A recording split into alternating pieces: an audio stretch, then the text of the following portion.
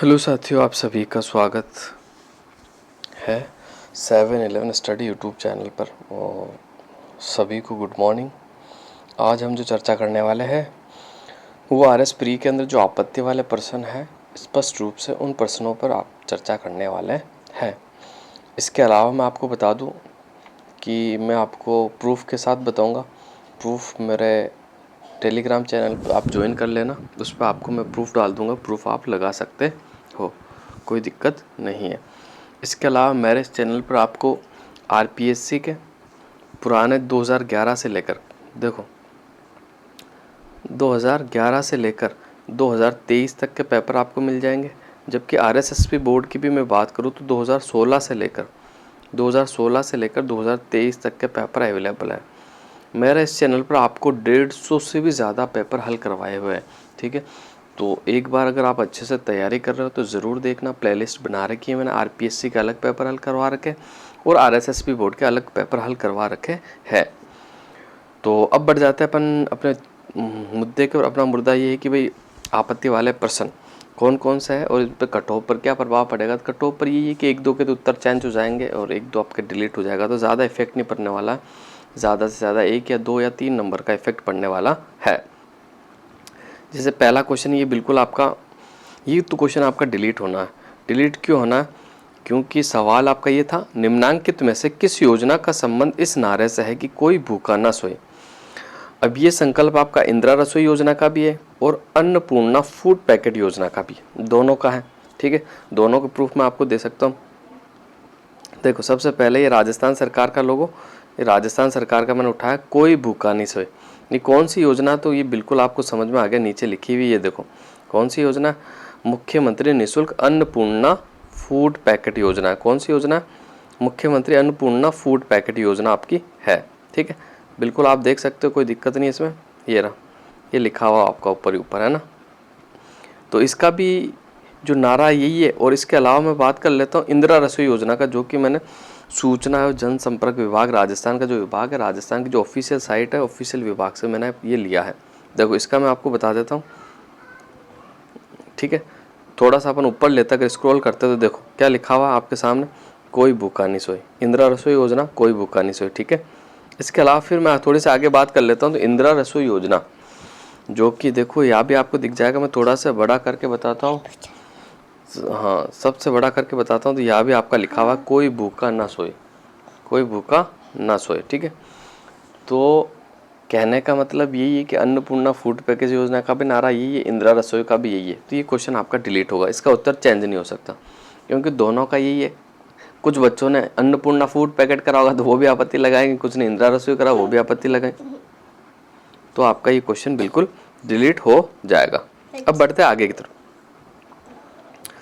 एक आपका 57 क्वेश्चन था जिसमें निम्न में से किस योजना का, इसका जो उत्तर माना, देखो ऊपर वाले का जो उत्तर माना वो अन्नपूर्णा फूड पैकेट योजना माना, इंदिरा रसोई नहीं माना। अब लोग क्या आपत्ति लगाएंगे कि सर इसका इंदिरा रसोई योजना, तो दोनों का रहेगा, तो फिर आपका डिलीट हो जाएगा। अगला क्वेश्चन देखते, 57 योजना, निम्न में से किस योजना का मुख्य उद्देश्य गर्भवती और धात्री महिलाओं उनके नन्हे शिशुओं से 0 से 6 माह के स्वास्थ्य एवं पोषण की स्थिति में सुधार करने के लिए गर्भावस्था, सुरक्षित प्रसव और सनातन की अवधि के दौरान उपयुक्त पद्धतियों, देखरेख और सेवाओं का उपयोग को बढ़ावा देना है। तो इसका आरपीएससी ने जो सही आंसर माना, ऑप्शन नंबर 3 मिशन वात्सल्य माना। अब लेकिन मैं आपको हूबहू यही लैंग्वेज बता रहा हूँ। राजस्थान का इको सर्वे है, पेज नंबर 192 है, ठीक। कौन सा है? Page number 192। अब देखना मैं आपको ये लैंग्वेज बताता हूँ। और ये देखो, ये मैंने पेज नंबर 192 इको सर्वे से लिया है।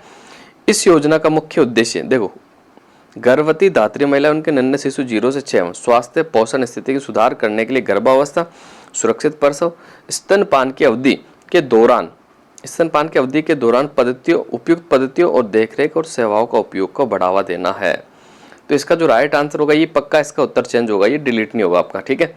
इसका पक्का डिलीट नहीं होगा। मिशन वात्सल्य से आरपीएससी ने माना, जबकि इसका जो राइट आंसर है ये देखो, ये पेज नंबर भी मैं आपके सामने लाया हूँ, ये देखो साफ आपके सामने लिखा हुआ, ये लिखा हुआ आप देख सकते हो। प्रधानमंत्री मातृत्व वंदना योजना में हूबहू लैंग्वेज लिखी हुई, बिल्कुल चेंजेस नहीं है।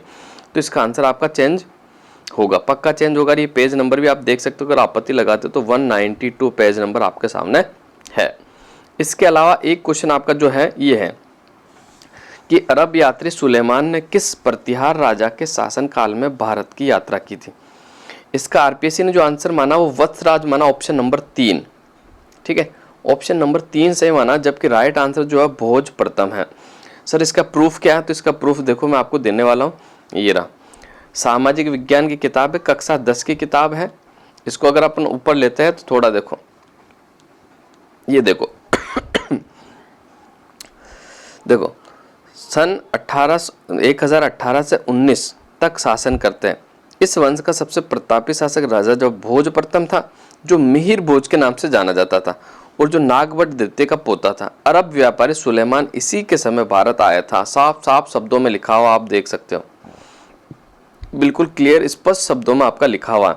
तो इसका बिल्कुल आपका उत्तर चेंज होगा।